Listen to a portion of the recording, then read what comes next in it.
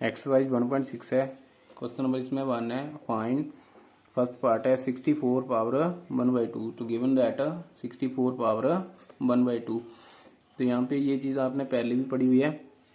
अब इसमें जो वो करना क्या है आपको कि जो आपके पास नंबर दिया गया है, अब इसमें पावर दी हुई है 1/2। मीन्स आपको जो है वो उस नंबर के साथ जो वो इसको मल्टीप्लाई करना है जिसकी पावर 2 आए। तो पावर 2 से क्या होगा, जब इसकी पावर जो है वो यहाँ पे उस नंबर की पावर 2 आएगी तो 2 से ये 2 जो है वो मल्टीप्लाई होकर के क्या हो जाएगा, कट हो जाएगा। Means a raise to power m power n बाहर आ जाएगी तो m इंटू एन बन जाएगा। तो यहाँ पे क्या आपके पास, अगर इसको आप 8 इंटू 8 लिखते हो 64 को पावर 1/2 तो क्या बन गया ये 8 की power 2 into 1/2 is equal to 8 की पावर 2 इंटू 1/2। 2 से 2 जो वो कैंसिल हो गया इज इक्वल टू 8। उसके बाद इसका सेकंड पार्ट है 32 power 1/5। Solution given that 32 power 1/5। तो यहाँ पे भी क्या करना है आपको, 32 को जो ब्रेक करना है तो किस तरह से, मीन्स जिस नंबर की पावर जो 5 आ जाए तो 2 इंटू 2 इंटू 2 इंटू 2 इंटू 2, 2 2 जा 4, 2 जा 8, 2 जा 16, 2 जा 32, ये हो गया। Power 1/5 is equal to 2 raise to power 5 power 1/5। तो यहाँ पे भी क्या होगा आपके पास 2 रेज टू पावर 5 इंटू 1/5, 5 से 5 कैंसिल हो गया इज इक्वल टू आपके पास आंसर आ गया इसका 2। उसके बाद थर्ड पार्ट है इसमें 125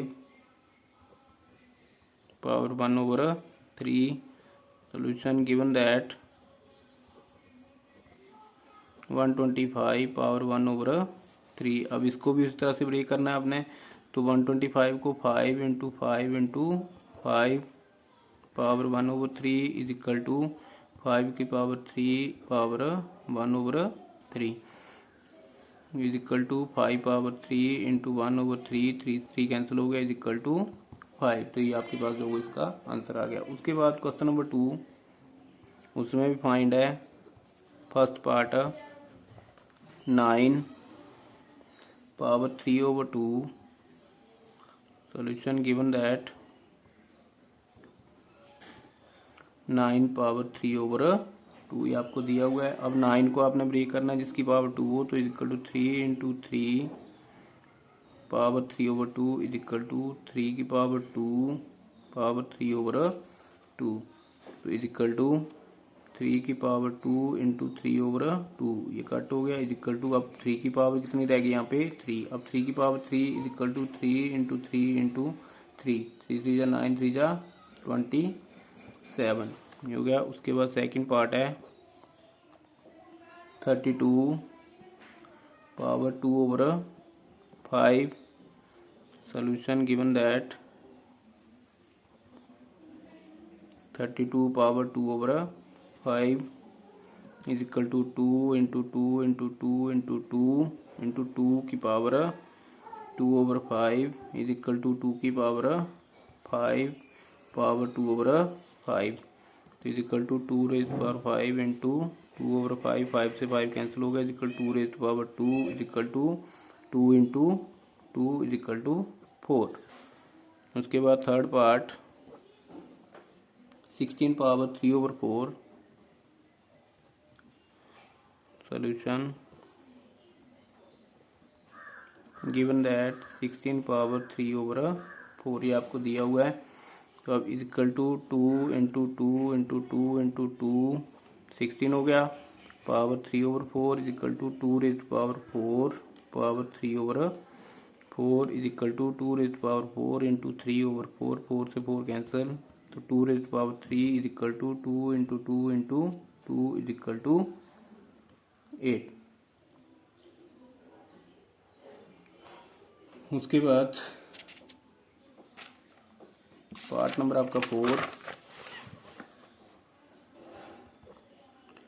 पार्ट नंबर 4 है 125 पावर 1/3। 3। ये फर्स्ट क्वेश्चन जो वो उसी के पार्ट आपके रिपीट हो रहे हैं, उसमें भी आपके पास दिया हुआ था 125 1/3। तो गिवन दैट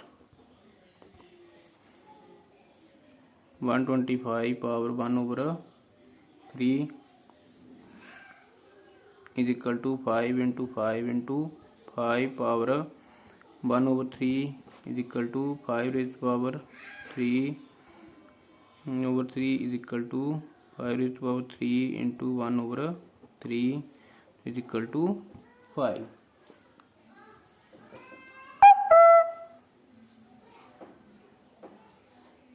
उसके बाद आपका क्वेश्चन नंबर 3 है,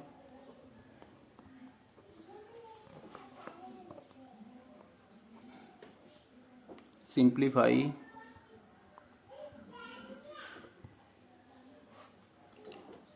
2^2/3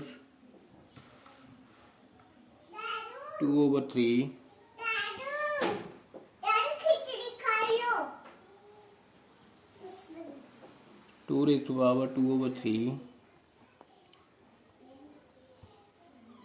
इसमें इंटू 2^1/5 solution given that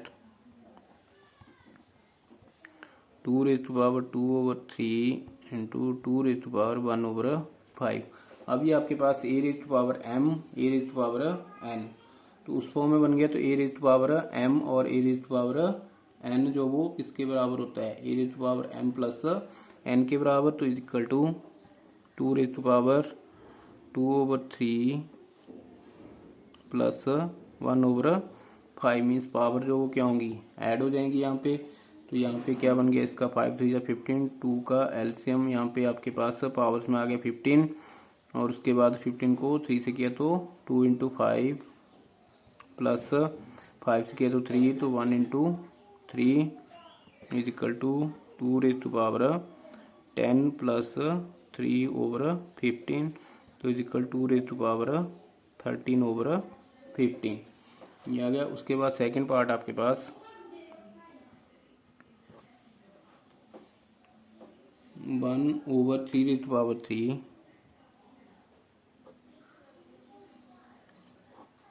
की होल पावर है यहाँ पे 7। तो सॉल्यूशन गिवन दैट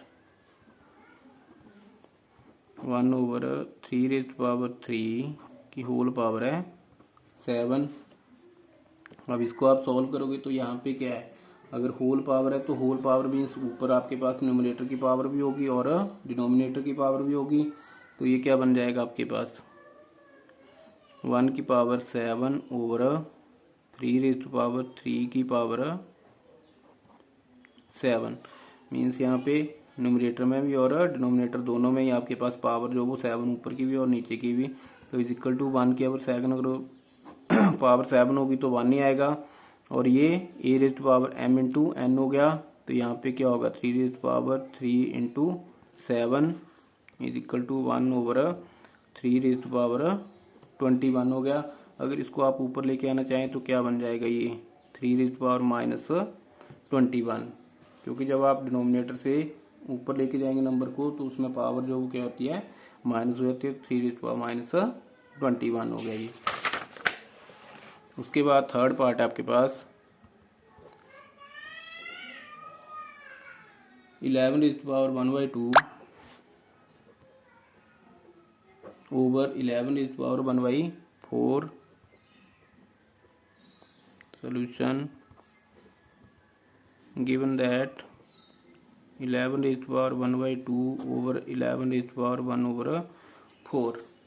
तो ये आपके पास जो वो दिया हुआ है।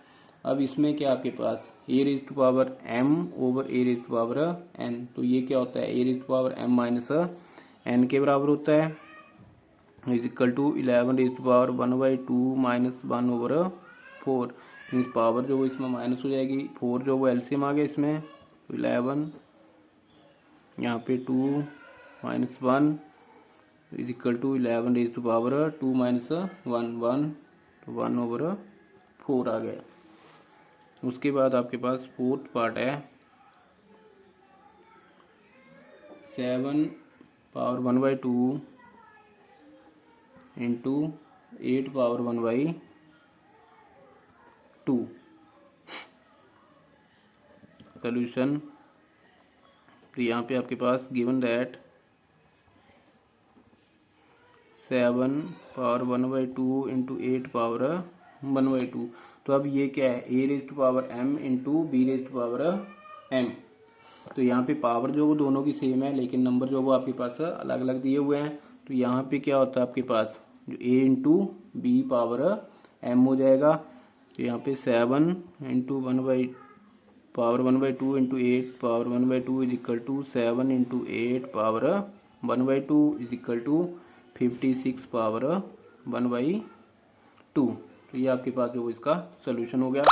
अब इसमें जो आइडेंटिटीज यूज हुई तो वो क्या आपके पास, फर्स्ट से आपके पास a raise to power m into a raise to power n। ये आपने प्रीवियस क्लास में ही पढ़ी हुई है। क्या होता है, a raise to power m plus n होता है। उसके बाद फर्स्ट, उसके सेकंड है a raise to power m और बाद ही पावर n। तो ये क्या हो जाएगा, a raise to power m into n, means power जो मल्टीप्लाई हो जाएंगी।